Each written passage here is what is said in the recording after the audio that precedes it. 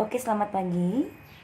Jadi, pada video kali ini, Ibu akan membahas tentang tugas yang sudah kalian kerjakan pada pertemuan sebelumnya, yaitu tentang fungsi distribusi, peluang, variabel acak berdistribusi normal.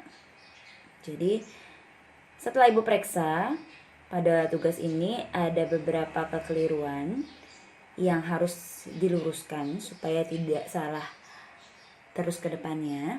Nah, jadi di sini Ibu menggunakan contoh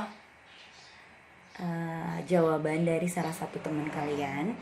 Jadi untuk jawaban adik dia ini sudah sangat tepat sekali, dan nanti Ibu akan menekankan pada poin-poin di mana banyak sekali masih ada yang keliru.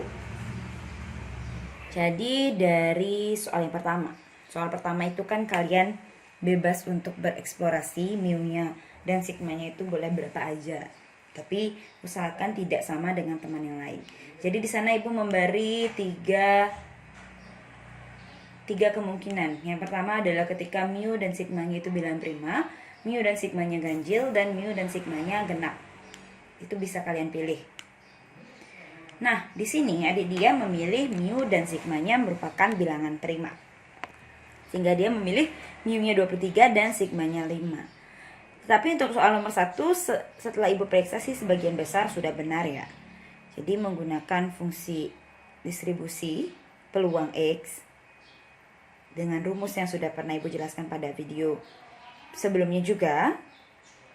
Berarti ini seperti ini, tinggal kalian substitusikan sigmanya dan mu-nya. Di sini sigmanya 5 dan mu-nya 23. Nah, ada dia di sini membuat dua jawaban. Ketika sigmanya disubstitusikan ke dalam dan ketika sigmanya tidak disubstitusikan. Kedua jawabannya ini bernilai benar. Jadi, tidak harus selalu disubstitusikan, boleh juga tidak disubstitusikan, tergantung nanti kalau misalkan pilihan ganda soalnya kalian lihat di option itu dimintanya disubstitusi apa tidak. Begitu. Jadi untuk secara keseluruhan ini sudah benar dengan langkah-langkah yang X-nya dikuadratkan, 2 kali X kali negatif 23 dapat negatif 46X, tambah 23 dikuadratkan 529 per 5-nya jangan lupa ikut dikuadratkan. Ketika negatif setengahnya disubstitusi ke dalam, akan memperoleh hasil seperti ini. Sebagian besar ini sudah benar. Untuk soal nomor 2 juga sama, cuma bedanya adalah nomor 2 ini disuruh mencari fungsi distribusi peluang dan fungsi distribusi kumulatifnya. Oke. Kalau kalian perhatikan, untuk yang poin A pasti sebagian besar sudah benar. Karena dia sama seperti soal nomor 1. Tinggal mensubstitusi mu dan sigmanya. Kemudian, nah di sini di fungsi distribusi kumulatif ada beberapa yang masih menggunakan tanda tak hingga pada batas atasnya. Sebenarnya, tanda tak hingga ini tidak boleh kalian gunakan pada fungsi distribusi kumulatif, karena sudah Ibu jelaskan pada video sebelumnya kalau fungsi distribusi kumulatif rentang atasnya harus kalian tulis dalam bentuk variabel. Karena di sini variabel acaknya itu ya adalah X. Jadi rentang atasnya harus variabel X maksudnya. Jadi seperti itu, X-nya tetap, mu-nya diganti dengan 50 dan sigmanya diganti 35. Fungsinya sama-sama yang di atas, cuma bedanya di sini ada rentang dari negatif tak hingga sampai dengan X. Ini jangan sampai salah ya. Dan ingat bahwa eksponen berpangkat kuadrat itu tidak dapat dicari integralnya. Jadi tidak ada nilai integral dari E berpangkat fungsi kuadrat. Sehingga kalian cukup sampai di sini untuk menyelesaikan fungsi distribusi kumulatifnya. Nomor 2B itu sama, bedanya hanya mu-nya dan sigmanya diganti. Nah, masih catatannya juga masih sama. Di poin ini batas atasnya jangan lupa untuk diganti menjadi variabel acaknya atau variabel yang digunakan pada soal ini. Oke, ini hasilnya sudah benar seperti ini, bisa kalian lihat juga pada PDF yang sudah Ibu share. Kemudian poin soal nomor 3, poin A. Dari data 250 bayi baru lahir. Nah, 250 ini adalah pengecoh yang tidak kalian gunakan dalam penyelesaian soal. Di rumah sakit Puri Bunda diperoleh rata-rata 12 kg, berarti mu-nya 12. Dan simpanan bakunya 5, berarti sigmanya 5. Jika data berat badan balita berdistribusi normal, tentukan. Yang pertama, peluang bayi memiliki berat badan 7 kg. Ini berarti sama dengan 7, berarti fungsi distribusi peluang.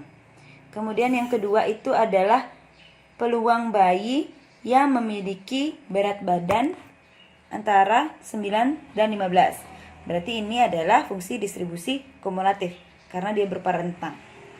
Oke, langsung kita selesaikan. Yang ini kalian tinggal substitusikan ke rumus fungsi distribusi peluangnya saja. X-nya diganti dengan 7 langsung. Seperti ini. Nah, kalian akan menghasilkan jawaban negatif 5/5, yaitu adalah negatif 1, yang jika kita kuadratkan sama dengan 1, jadi sisa negatif setengah. Nah, sampai di sini saja sebenarnya kalian sudah cukup menyelesaikannya, sudah Ibu anggap benar.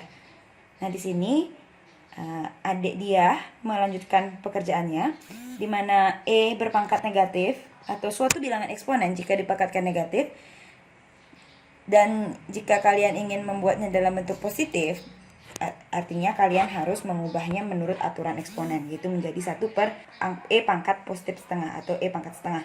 E pangkat setengah kan artinya akar E. Nah, akar dengan akar itu boleh kalian jadikan 1 karena dia perkalian. Hanya akar dengan akar loh ya. 5-nya tetap di luar. Jika tidak kalian substitusikan menjadi 1 per 5 akar 2VE atau 2EV boleh aja. Yang mana duluan boleh aja. Seperti ini. Nah, tapi sebenarnya sampai di sini saja sudah cukup. Kalau sampai di sini ya bagus banget karena sudah lengkap banget jawabannya. Kemudian selanjutnya yang ini.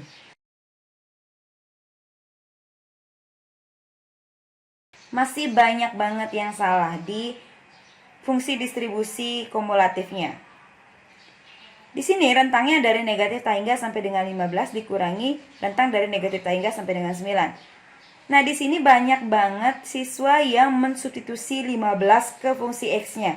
Padahal sebenarnya menurut aturan tidak boleh. Kenapa? Karena ini masih berupa integral. Masih berupa batas dari negatif tak hingga sampai dengan 15. Belum kalian integralkan fungsinya. Sudah kita bahas juga bahwa fungsi ini tidak bisa diintegralkan.